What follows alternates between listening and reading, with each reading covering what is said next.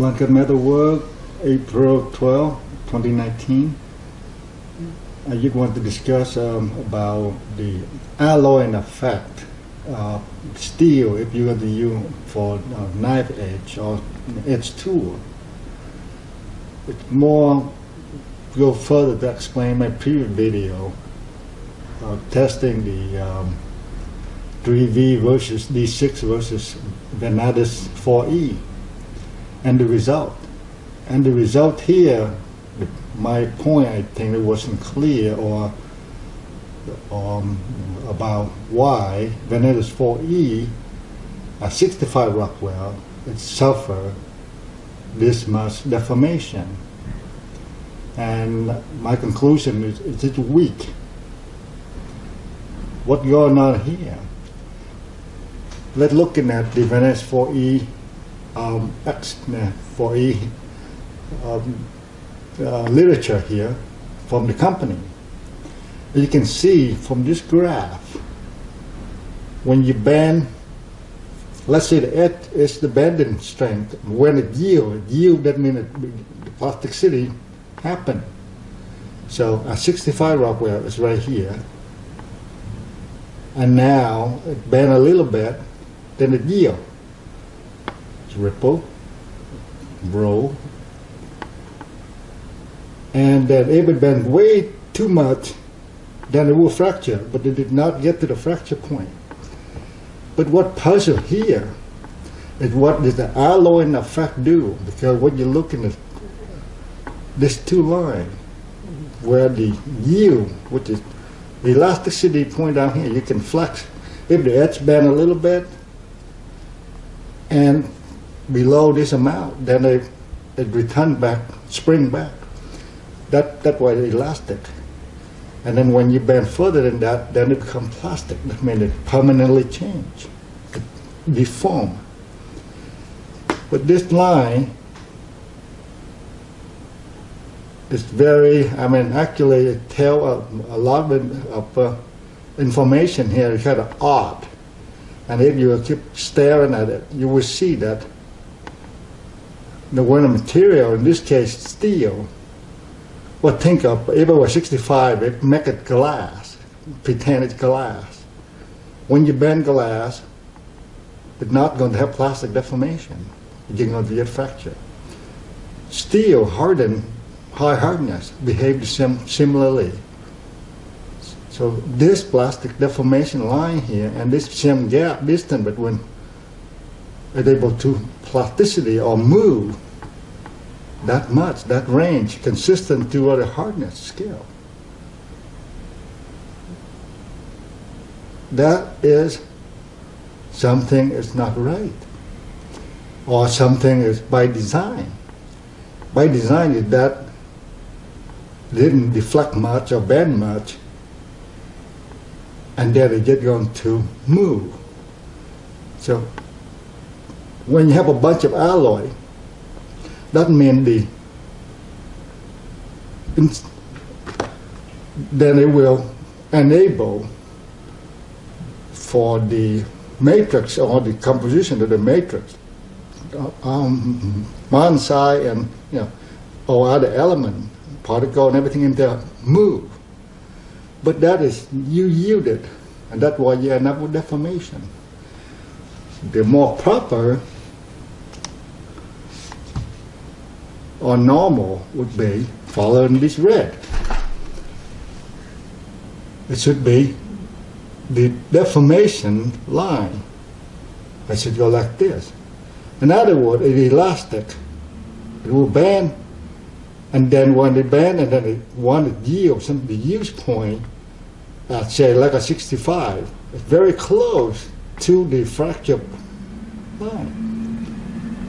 So after the sample been broken, you will see that there was not any bend, hardly any bend, because it's so brittle. It should be brittle because you have no plasticity. This is not so. So by design here, maybe that's why my previous video, I said it would design maybe for, of course it is designed for plastic extrusion or something else, where the edge is very like a 90-degree or 60-degree edge total edge angle, rather than say this, in this case it's 36 degree or 18 degrees per side. So 3V usually similar, but except it wasn't extreme as Vanadis 4E. So 4E, I think it's sort of perfecting the 3V, if I got the history correctly. I mean, which one come out first? It allow, it will have plastic deformation earlier, rather than rather than extend this curve more. But it's not extensive as Vanadis 4E. And so what did it translate to? It translates to is, for this edge, rather than get the sufficient, be able to bend more and return to true. But it didn't. It bent and it stayed bent. So then the damage happened. So in this case, it's weaker because, again, even though you have all the bend yield strength fairly high and everything else, but when you encounter hard material, your edge will steer farther away from, will deflect, and you will end up with permanent damage, and therefore you have to remove a lot of edge. So if it was for like these 6 here, for these 6 here, they will not have much of, hardly any, more like on this red line here, of plastic deformation, rather than Vanadis 4E. That's why, even though it probably suffered the same bend, but it returned to true. So now any damage, you can see there is a, whether it's a crush or whether it's a ripple here, and no chip here. Though exceed, they go into because the cross combined with maybe in terms of maybe go back to that. Let me retract something there. For the small, tiny amount, when it bends way too much, it roll beyond or beyond the plasticity into the fracture point. Though in terms of submicron or a few micron, it's too far, then yes, they will fracture off. Then you end up with would be or more like a mushroom effect. When you go too far, then the thing gonna crumble on that. But it's very little. And 3V here, the same thing at 64. It entered the deflection, but not far enough for it to stay permanently bent. So as an edge, if you're going to have heavy impact, and edge steering goes to lateral, edge steering means that you're away from center, you have more lateral movement. You want a wider elastic range. And so, but that's what you want in knife edge steel, is this elastic range to be wide as possible. And these elastic meaning they're not a true elastic, meaning that there is some movement inside, but basically if you bend whatever degree here, 30 degree, or for the small short distance length like this, you bend, it return as true, but it actually inside it already changed a little bit. That's why you have fatigue if you bend that much.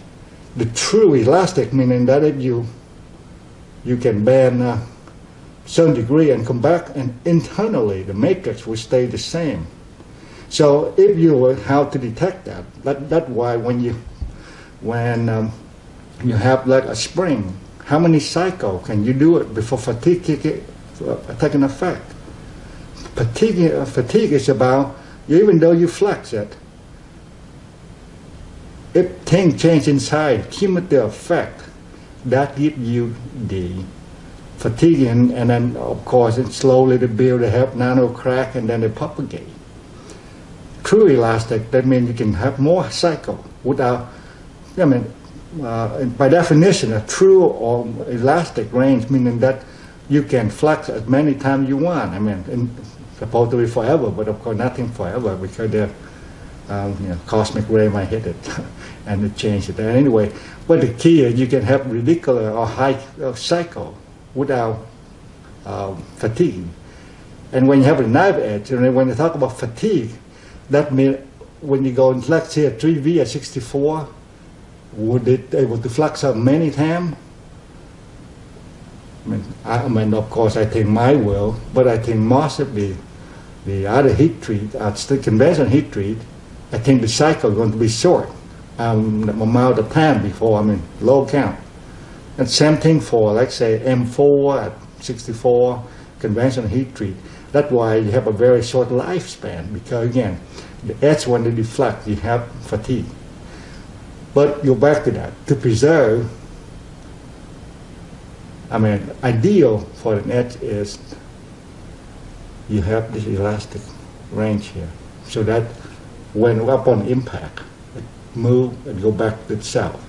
And that is combined with the how much of the base use strength, how much it takes to bend that much. So now you have the range, so you support the deflection, and also how much strength it resists the steering. That gives you a long-lasting edge. Anyway, so this is my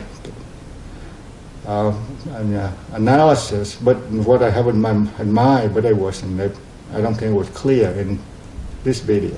All right, thanks for watching.